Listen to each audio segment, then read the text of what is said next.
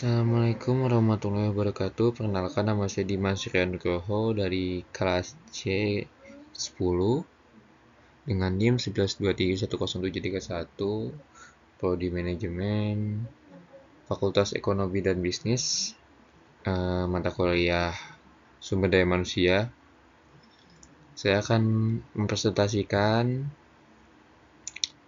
sebuah presentasi yang bertema perencanaan sumber daya manusia pada PTGA. Langsung saja, saya akan mulai presentasinya. Kita mulai materinya dulu terkait perencanaan sumber daya manusia.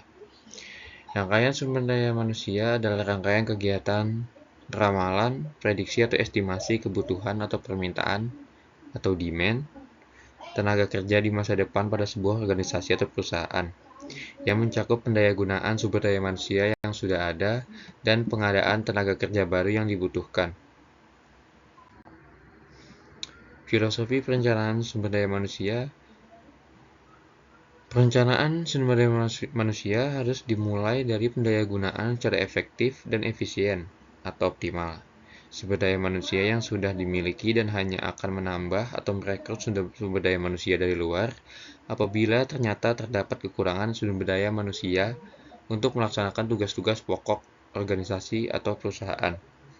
Perencanaan SDM adalah proses menetapkan strategi untuk memperoleh, memanfaatkan, mengembangkan, dan mempertahankan SDM sesuai dengan kebutuhan organisasi atau perusahaan sekarang, dan pengembangannya di masa depan. Ada 5 prinsip utama dalam perencanaan sumber daya manusia, yaitu tujuan perencanaan sumber daya manusia dihubungkan dengan program dan kegiatan bisnis yang diemban oleh setiap unit kerja. Yang kedua, kegiatan perencanaan sumber daya manusia dilakukan dengan mengacu pada hasil audit sumber daya manusia dan hasil evaluasi pekerjaan. Lalu, penetapan persyaratan atau kualifikasi SDM yang akan dipergunakan dalam rekrutmen dan seleksi. Lalu ada prediksi permintaan atau demand dan persediaan supply, pasar tenaga kerja atau internal dan eksternal.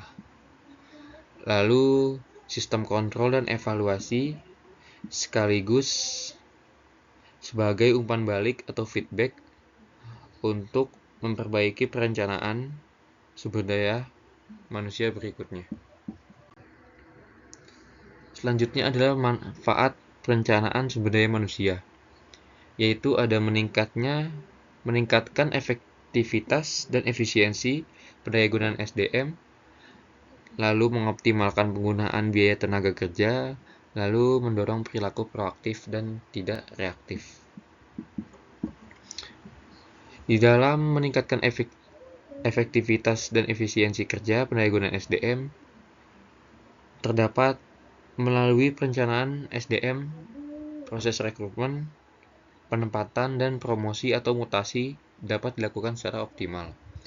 Lalu yang kedua, mengoptimalkan penggunaan biaya tenaga kerja. Di dalamnya melalui perencanaan SDM, maka akan dapat dicapai penempatan karyawan secara optimal sehingga bisa mendorong penghematan biaya tenaga kerja. Dalam yang ketiga, mendorong perilaku proaktif dan tidak reaktif, yaitu melalui perencanaan SDM yang baik, perusahaan akan dapat membangun serangkaian tindakan yang responsif terhadap setiap dinamika perkembangan yang ada, bisnis yang ada. Lalu, apa sih tujuan perencanaan SDM itu? Tujuan perencanaan SDM itu untuk menjamin tersedianya tenaga kerja masa kini maupun masa depan sehingga setiap pekerjaan ada yang mengerjakannya. Lalu untuk menghindari terjadinya mismanagement dan tumpang tindih dalam pelaksanaan tugas. Lalu yang ketiga, untuk menghindari kekurangan atau kelebihan karyawan. Yang keempat adalah pedoman dalam menetapkan program penarikan seleksi, pengembangan kompensasi, pemeliharaan, kedisiplinan, dan pemberhentian karyawan. Lalu ada pedoman dalam melaksanakan mutasi atau vertikal atau horizontal, dan pensiun karyawan. Sini ada 3 faktor yang mempengaruhi perencanaan SDM. yaitu ada eksternal, organisasional, dan workforce.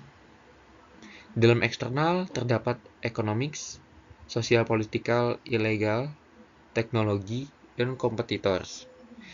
Lalu dalam organisasional ada strategic plan, budget, sales dan product forecast, new vendors, dan job design. Dalam workforce ada retirement, resignation, termination, death, dan level of absence. Lalu metode perencanaan SDM, ilmiah dan non-ilmiah. Yang non-ilmiah, perencanaan SDM hanya didasarkan atas pengalaman imajinasi dan perkiraan-perkiraan dari perencanaan saja. Risiko kualitas dan kuantitas tenaga kerja tidak sesuai dengan kebutuhan perusahaan, akibatnya timbul mismanagement dan pemborosan yang merugikan perusahaan. Lalu yang ilmiah, ada perencanaan SDM dilakukan berdasarkan hasil analisis dari data, informasi, dan peramalan-peramalan atau forecasting dari perencanaannya. Lalu rencana SDM semacam ini risikonya relatif kecil, karena segala sesuatunya telah diperhitungkan terlebih dahulu. Di sini ada prosedur perencanaan SDM. Yang pertama, menetapkan secara jelas kualitas dan kuantitas SDM yang dibutuhkan. Yang kedua, ada mengumpulkan data informasi tentang SDM. Yang ketiga, mengelompokkan data dan informasi serta menganalisisnya. Yang keempat, menetapkan beberapa alternatif. Lalu yang kelima, memilih yang terbaik dari alternatif yang ada menjadi rencana. Yang keenam, menginformasikan rencana kepada para karyawan untuk direalisasikan. Lalu ada faktor dalam proses perencanaan SDM, yaitu estimasi jumlah karyawan yang keluar, baik karena pensiun atau mengundurkan diri, lalu kebutuhan perusahaan karena akan melakukan ekspansi atau pemekaran organisasi, lalu yang ketiga ada sumber daya keuangan perusahaan rencana SDM. Yang pertama, estimasi jumlah karyawan yang keluar, baik karena pensiun atau mengundurkan diri. Di dalamnya, yaitu data mengenai jumlah karyawan yang keluar atau pensiun, mengundurkan diri merupakan variabel utama dalam menentukan kebutuhan jumlah SDM di masa mendatang. Lalu kebutuhan perusahaan karena akan melakukan ekspansi, rencana pengembangan organisasi atau adanya unit usaha baru di masa depan, memberikan informasi mengenai beberapa jumlah karyawan baru yang diperlukan dan bagaimana kebutuhan kualifikasinya. Lalu yang ketiga ini sumber daya keuangan perusahaan rencana SDM. Di dalamnya selalu harus memperhatikan dan disesuaikan dengan sumber daya keuangan perusahaan.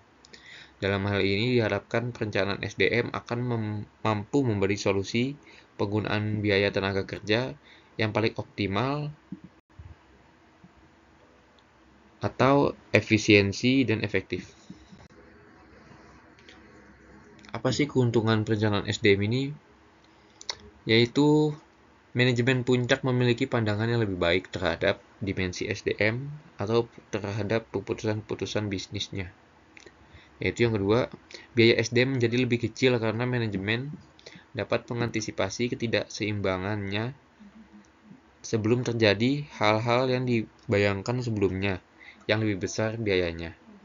Lalu tersedianya lebih banyak waktu untuk menempatkan yang berbakat karena kebutuhan dapat diantisipasi, diketahui,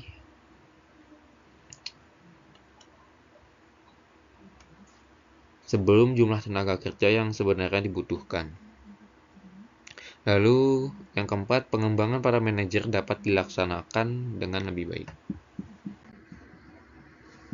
Kita masuk ke job description and job requirement. Job description kita ambil contohnya di perusahaan saya, yaitu operator forklift. Apa sih job deskripsi operator forklift? Yang pertama ada mengangkut barang dan memindahkan barang. Yang kedua menempatkan barang di rak atau lokasi penyimpanan barang. Yang ketiga melakukan pemeriksaan rutin forklift. Yang keempat ada mengatur kecepatan dan arah forklift. Yang kelima mengontrol beban dengan cermat. Yang keenam mendata barang yang masuk ke area. Lalu job requirement operator forklift yaitu adanya pelatihan dan sertifikasi. Yang kedua keterampilan mengemudi yang baik. Yang ketiga kesehatan fisik yang baik. Yang keempat kemampuan komunikasi yang baik. Yang kelima pengetahuan tentang lingkungan kerja di area kerjanya. Bagaimana sih persyaratan kerja operator forklift itu? Ya, yang pertama menggunakan alat pelindung diri atau APD. Yang kedua mematuhi prosedur pengoperasian forklift. Yang ketiga memastikan area kerja bebas dari hambatan. Yang keempat melakukan pemeriksaan forklift secara berkala. Yang kelima mengikuti pelatihan keselamatan secara berkala. Yang keenam tidak mengoperasikan forklift dalam keadaan mabuk atau sakit. Lalu bagaimana sih pelatihan dan pengembangan karyawan itu dilakukan di PT saya? Kita bisa lihat manfaat pelatihan dan pengembangan karyawan yaitu bisa menciptakan calon leader yang pertama. Yang kedua, perusahaan menjadi lebih produktif. Yang ketiga, karyawan lebih loyal dan produktif. Yang keempat, pengembalian investasi atau ROI. Yang kelima, inovasi dan adaptabilitas yang lebih baik. Pelatihan yang diberikan oleh perusahaan saya yaitu contohnya orientation training, dan kedua ada product training, yang ketiga technical training, yang keempat mengatasi masalah quality assurance atau Q&A atau Q atau A training. Yang kelima safety training, yang keenam soft skill training. Lalu bagaimana cara mengukur kinerja karyawan dalam PT GAA? Ini ada form penilaian kinerja karyawan. Setiap tahunnya dilakukan penilaian kinerja karyawan setiap 1 tahun sekali. Pengukuran kinerja karyawan pada PT GAA bisa dilihat gambar samping. Biasanya pengukuran kinerja karyawan dilakukan setiap tahun sekali untuk memberi penilaian pada kinerja karyawan di PT ini. Tujuannya tentu untuk mengetahui tingkat prestasi karyawan, mendorong tanggung jawab karyawan, dan meningkatkan etos kerja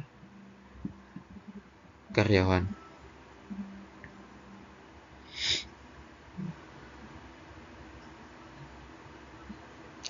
Lalu membedakan masing-masing karyawan.